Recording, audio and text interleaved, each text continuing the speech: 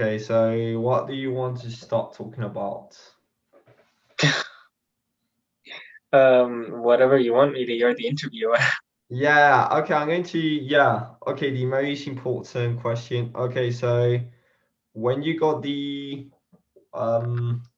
you started to feel motivated to learn languages, was it because you just thought it was important? Was it because you enjoy it, the process of learning?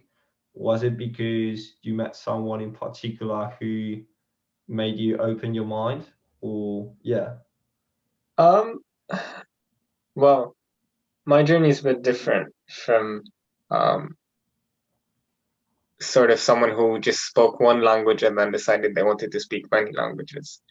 Um, I was actually lucky enough to have been to sort of a multilingual school. It was Yeah. a French school to begin with, and in the French system, they also teach you English. Wow. Um, so I was kind of raised with Yeah, so both languages. you were studying French, Arabic, and English since you Yeah, were quite young. Yeah, yeah. yeah. Wow. So basically, well, obviously, I come from a background where we all speak Arabic as our native language.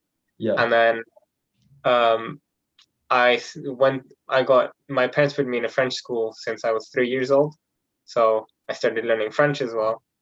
And then later into the French system, they introduced English. So I started learning English as well. So I guess a part of it was just mandatory during school. yeah. Um, however, um, I guess I could say what marked my personal language learning journey was in the last year that I spent in the French school, we started learning Spanish. Yeah. Um, and I was firstly, everyone around me spoke three languages. So I was like, it's Wow. normal to speak to speak three languages. Wow. So I guess part of it was feeling competitive, like, oh, I want to speak more languages than around me. Yeah.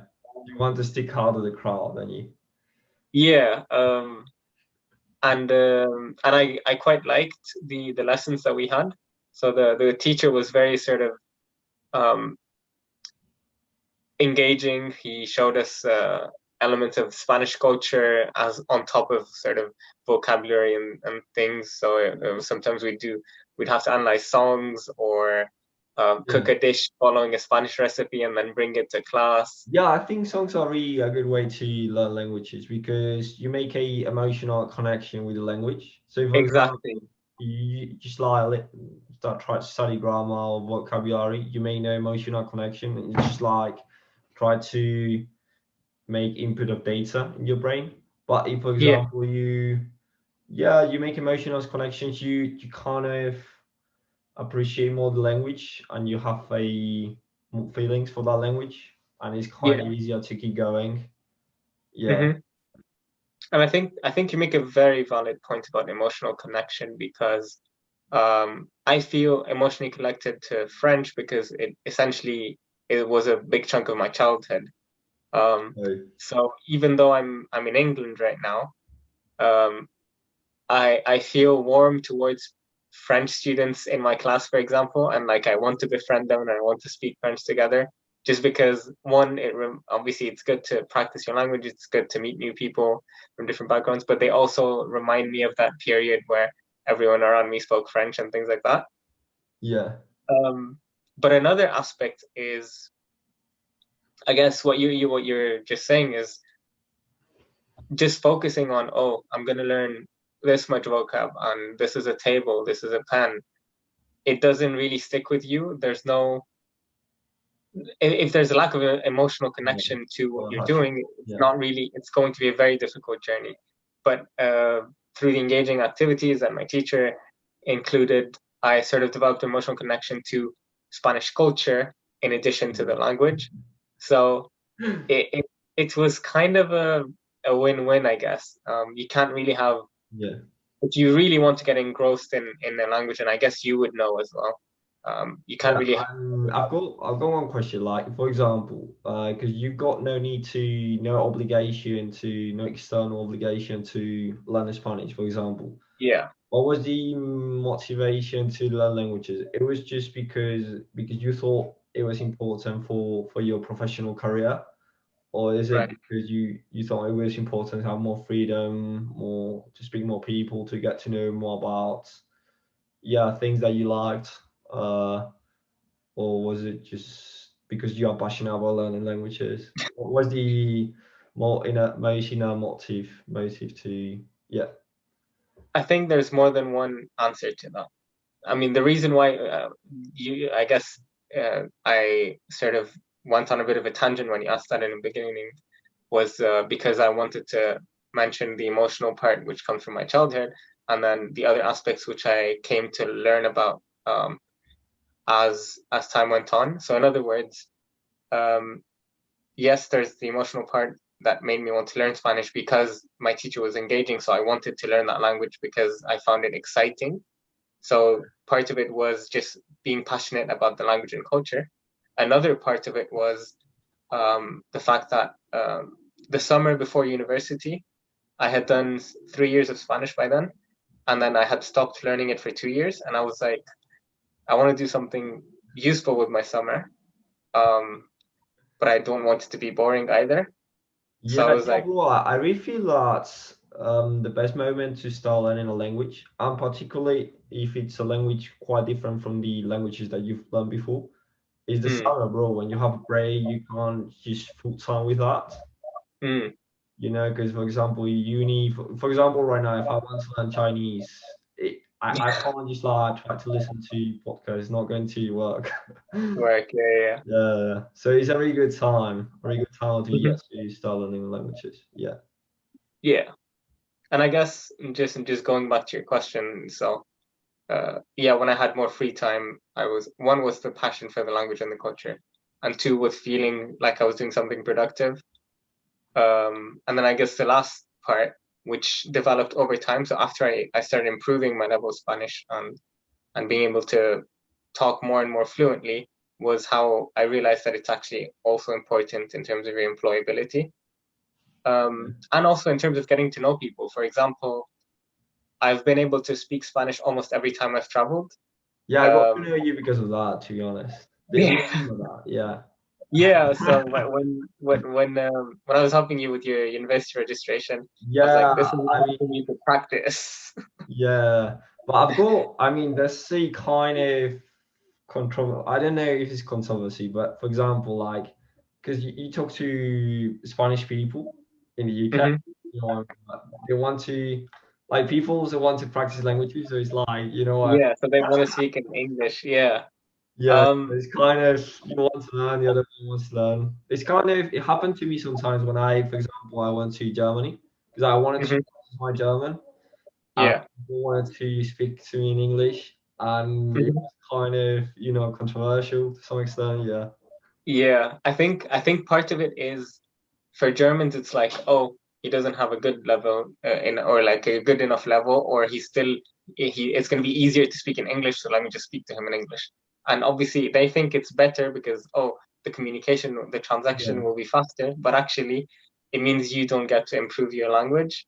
yeah, Um, so that there's that side of things, but there's also the other side, which is um, some people they don't feel comfortable trying to practice the language as soon as they come into the country.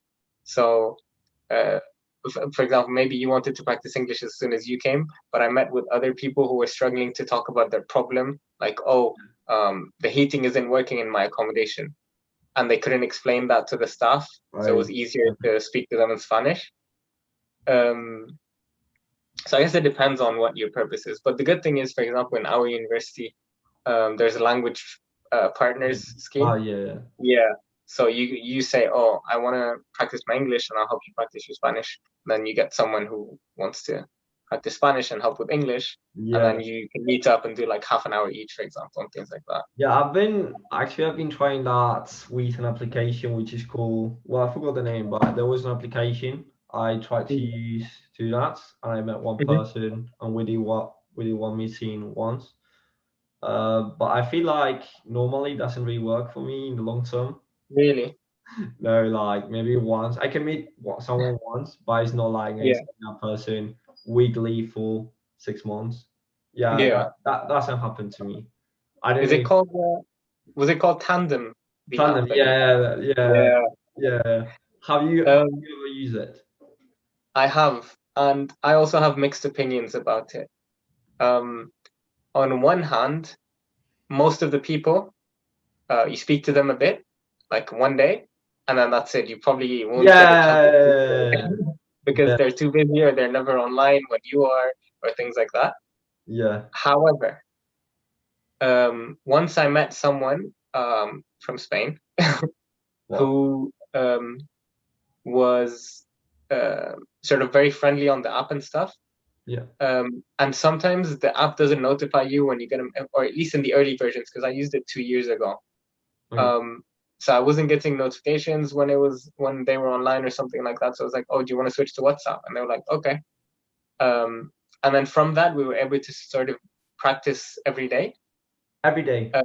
Yeah, okay, Wow. not every day. Every day in the beginning, but then it was sort of Really? because Wait. we actually became friends. Ironically, I just thought it was gonna be like, oh, we speak a bit sometimes like once a week or something, and then we just became friends off of that. So we spoke like Spanish, English all the time.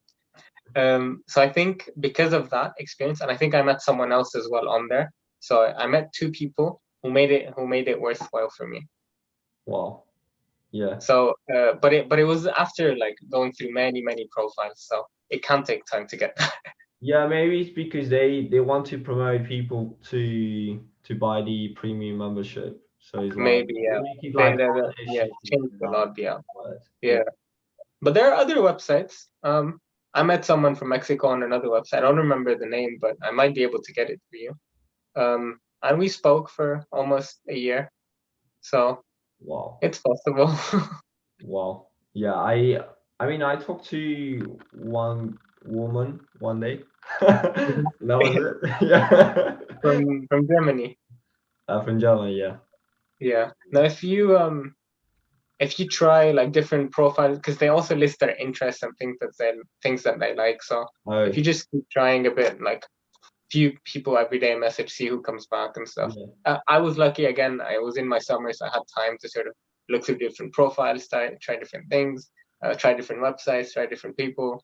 Um, so yeah, I guess maybe when you have more time, maybe try with more people. Yeah, yeah, bro. I got to do that. However, I mean, right now I'm talking to a friend, from Mm, Germany. I mhm, think you know him. And we are talking live from time to time, not every week, but yeah, from time to time. mhm, One of the questions I would like to ask you is that, for example, in the UK, mhm, 'cause, I really feel like, because when I went to UK, um, I really feel like my level was good before going, like, because I got the B2, that kind of stuff. But once I was there, well, I really struggled to understand people, and people really mhm, struggle to understand me. So I really yeah. feel like to really understand people and people understanding you, your level Mhm, must be really high. I mean, like, mhm, because like sometimes we say, oh, understanding people, but your level must be really high, doesn't it? mm. What do you think about it? I think with English it's a bit trickier than with other languages because In the UK, um, in general. yeah, well, not just the UK. So I think if you're from Europe or just anywhere that doesn't usually speak English and you learn English and you want to practice it with someone, I think if you practice it with someone from the US, it's much easier to get understood than it is, sorry, to understand what they're saying. Maybe typing probably it would be the same Yeah, everyone. it's fine. Yeah. But saying, it's a bit more difficult with the UK and Australia because obviously they have a much thicker accent.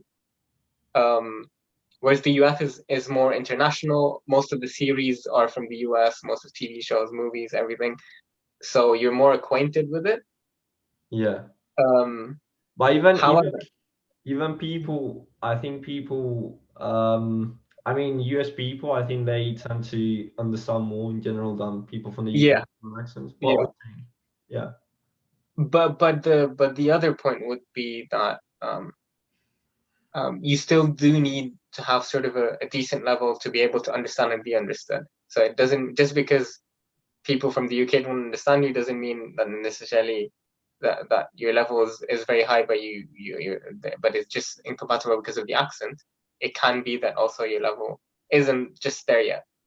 I Yeah. think with languages like French or Spanish, you can really test your fluency by listening to the radio, because this is when people speak at full speed, not like podcasts. Podcasts, they can slow down for you to understand and stuff. Yeah. So Yeah. if you, Podcast is I guess that's the ultimate sort of fluency test. Do you understand people on the radio? If you do, chances are you can communicate normally if you were in the country. If you don't, then you need a bit more practice, maybe. So you think that podcast, like you understand fully a podcast?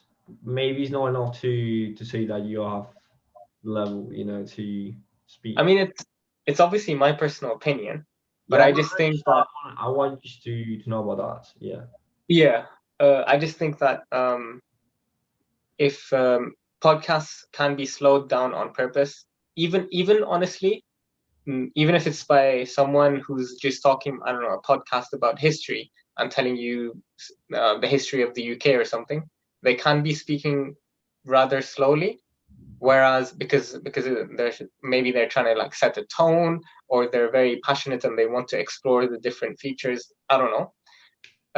But I'm saying that to differentiate it from podcasts where they intentionally speak slowly so that you understand because you're learning a language, if you see what I mean. Yeah, yeah. I mean, But then, well, I mean, I want to point out that I've been listening to podcasts of only one person, and mhm, then of conversational podcasts of dialogue, two or more people, and I feel mhm, like two or more people is harder when it's podcast. So I think it's more about like more than one people talking, because one right, person tends to slow down, but when you are talking with someone, like communications tends to be faster.